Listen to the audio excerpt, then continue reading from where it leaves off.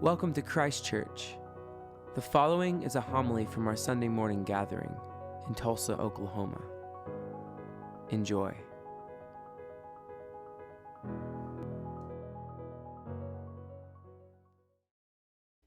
So everything has changed. We are in a new season, a season of getting ready. Can you see anything in the church that is different? What, Bennett? The boards? Oh, the purple? Yes, it's purple now, isn't it? Yes, what has changed?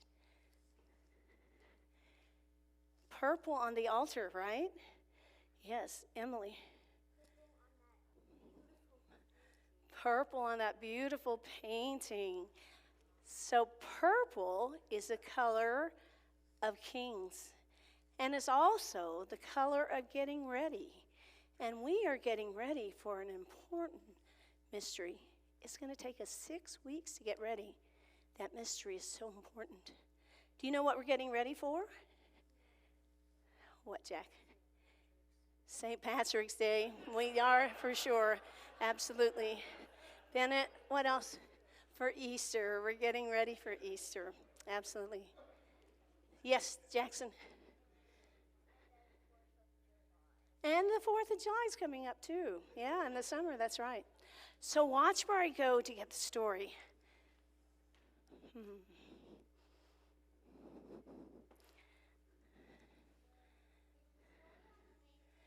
It is.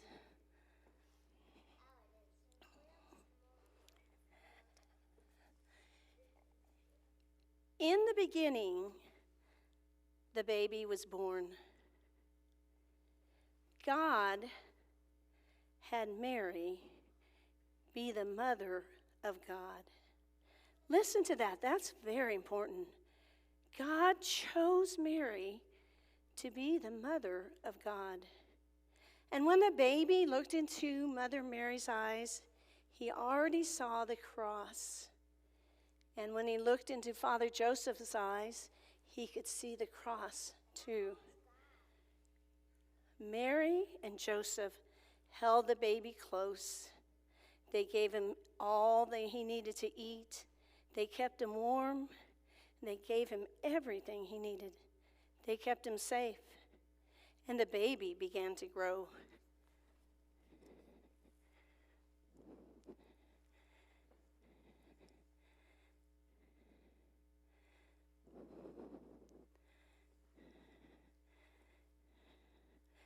When Jesus was about 12 years old, he went to Jerusalem with his family, with Mary and Joseph, and with his neighbors from Nazareth.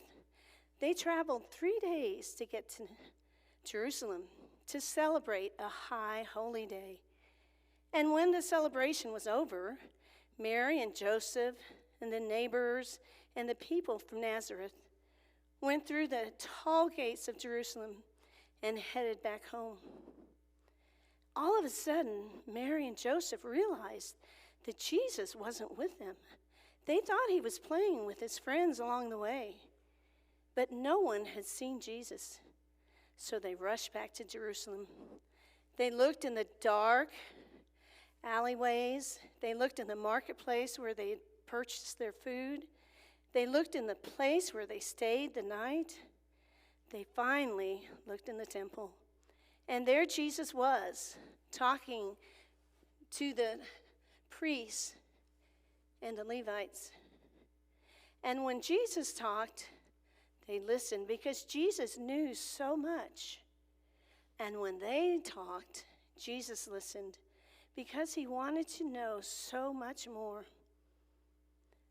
Then Mary and Joseph asked Jesus the question all parents ask their children: why did you do this? And he had a very strange answer.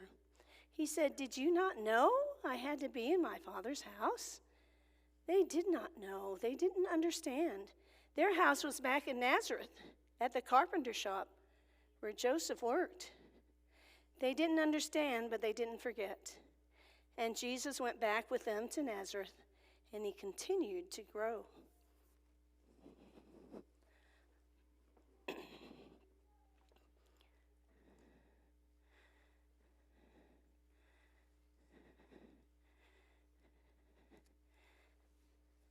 Now, when Jesus was about 30 years old, he went to the Jordan River, where John, his cousin, was baptizing. Look, you can barely see John. He was a wild man. But Jesus came up to John, and when they were face to face, it was as though John saw Jesus for the very first time. And Jesus said, "Baptize me." But John said, "No, you are the Messiah, the chosen one. You should be baptizing me." But Jesus said, "No, Scripture says you come before me and prepare the way. You must baptize me." So John and Jesus went into the waters of the Jordan, and Jesus went down into the chaotic, dark waters. And when he came back up into the light, there were people that day who said they saw a dove that came close to Jesus. And there were other people that day who said they heard a voice that said, "This is my son, in whom I am well pleased." After Jesus was baptized, he went back across the Jordan River into the desert for 40 days and 40 nights to find out more about who he was and what his work was supposed to be.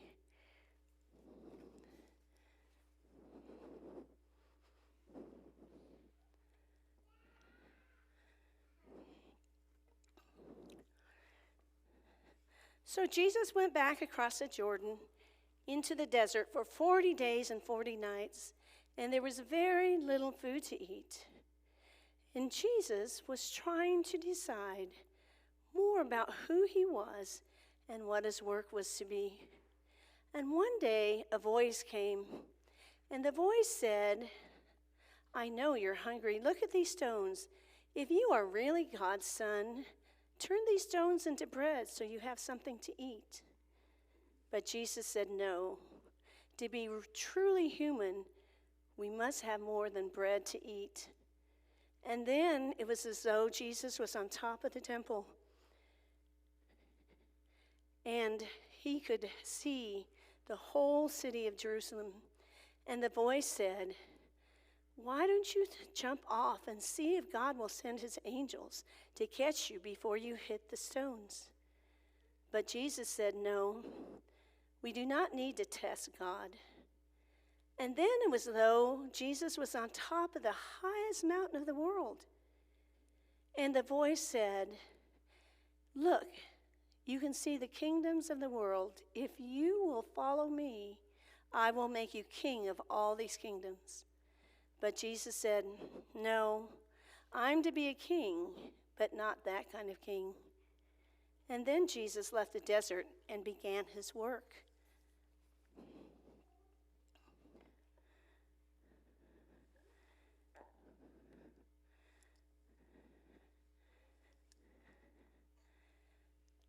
But what was Jesus' work? Jesus' work was to come close to people, especially people who no one else wanted to be close to. Look how close Jesus is to this blind man. He's so close. His fingers are touching his eyes. When Jesus came close to people, they could see things they had never seen before, and they could do things that they had never done before. When Jesus came close to people, they became well. And Jesus also told parables. He told the parable of the mustard seed and the parable of the great pearl. And finally, Jesus knew he had to become a parable. And so he headed to Jerusalem for the very last time.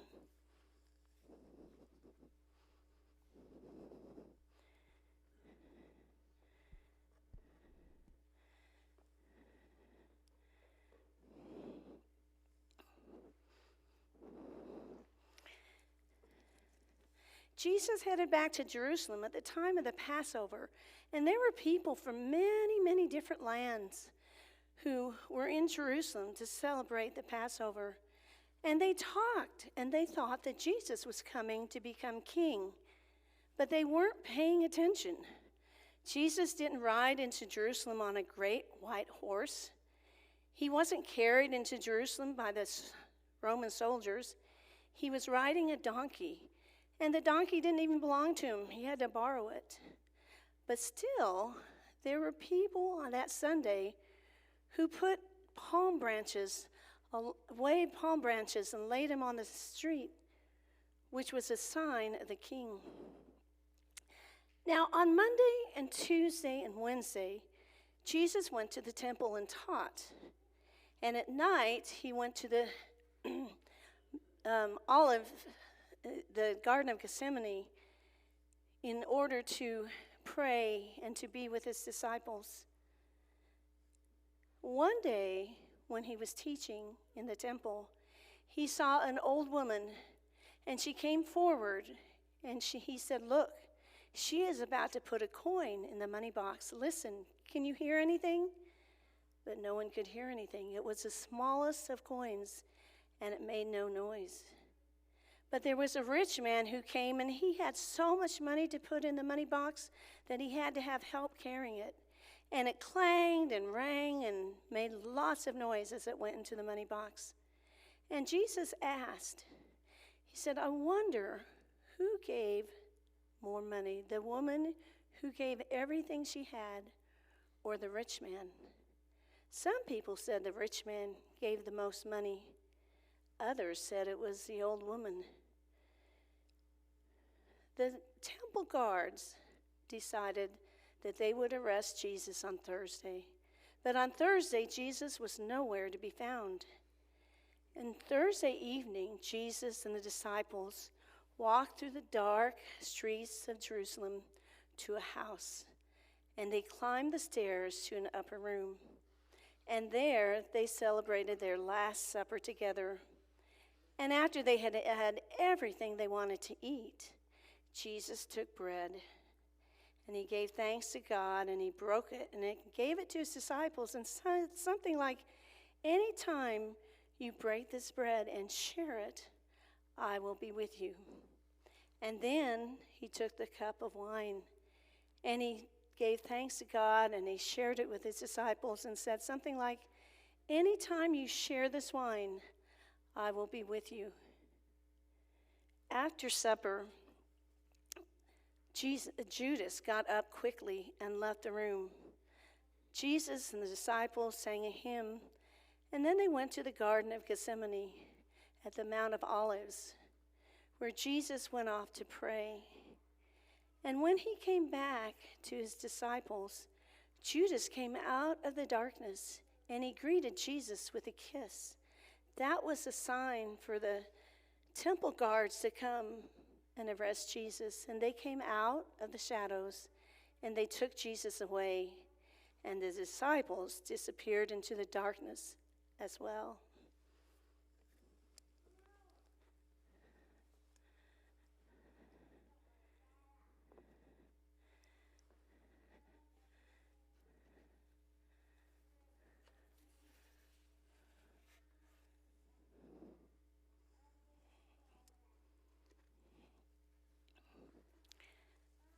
Thursday was a very confusing night, but the next day they took Jesus out of the city and hung him on the cross, and they crucified him, and Jesus died.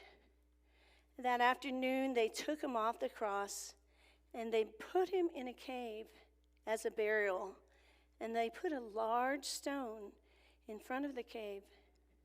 It was very sad. Saturday, it was so quiet that you could almost hear the earth breathe. But early Sunday morning, it was the women who were brave enough to go to the tomb. Even though Jesus had died, they still wanted to be close to him. But when they got to the tomb, they found that it was empty, that Jesus was not there. Somehow, even though he had died, Jesus was still with them. And he's still with us, especially in the bread and the wine. But you can't have the resurrection without the crucifixion. And you can't have the crucifixion, Jesus dying on the cross, without the resurrection, Jesus being with us. And no matter how hard you try, you can't separate the two. And that is a mystery of Easter. And it changes everything.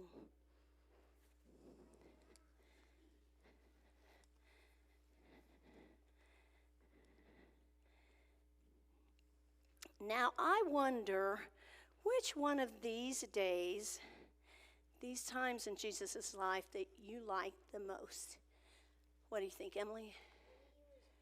When he was born. What do you think, Jackson? When he was born? Oh, the second one? When he was in the temple? Yeah. Bennett? When he was what? When he was born. What do you think? When he was baptized. Let's see, right over there. Anybody else have a favorite part? So here's another question. I wonder which one of these days is the most important. What do you think, Emily? The last one. Why do you think that's the most important?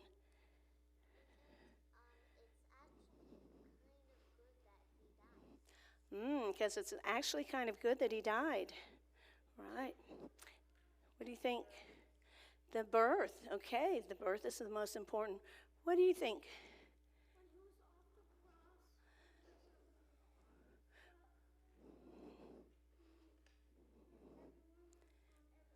Oh, when he got off the cross and he could be with everyone every day. What do you think, Bennett?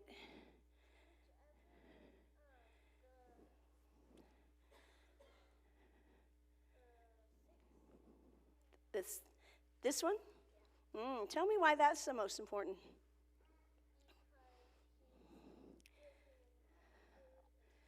Because he's giving food and drink to all of us, right? So I have another question. I wonder if we can leave out any of these days and still have all the story we need. Is there anything we can leave out? There's nothing we can leave out. What do you think, Jackson? Would you like to leave out this one? When he died or when he came back? This one? You want to leave this one out? That would be interesting, wouldn't it? I wonder what that would mean for us if we didn't have the resurrection. If we didn't have the resurrection, that would be really bad, says Bennett. Okay, I wonder where you are in this story. What part of this story is about you? Emily, what do you think? The last part. And why is that about you?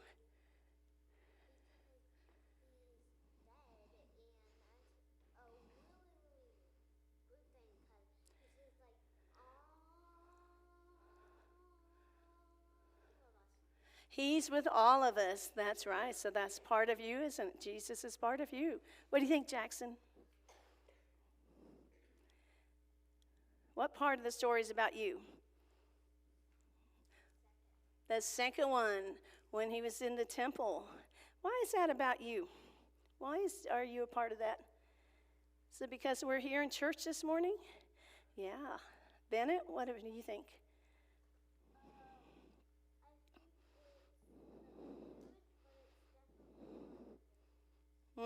Okay. So I have one more question.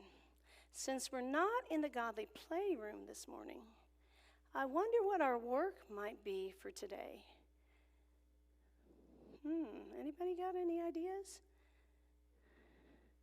I wonder if maybe our work could be for us to come to the altar when Father Everett does the Eucharistic preparation, so that we could see closely. You don't have to come, but if anyone wants to come and see a little bit closer this morning, okay, we'll call you up right after the offertory. Okay, all right. Okay, we'll see if your parents will let you. Okay. So I wonder for the rest of you what your work might be during these 6 weeks of Lent. I wonder if this story helps you in your decision of how Lent is going to be with you this year. Yes, Emily?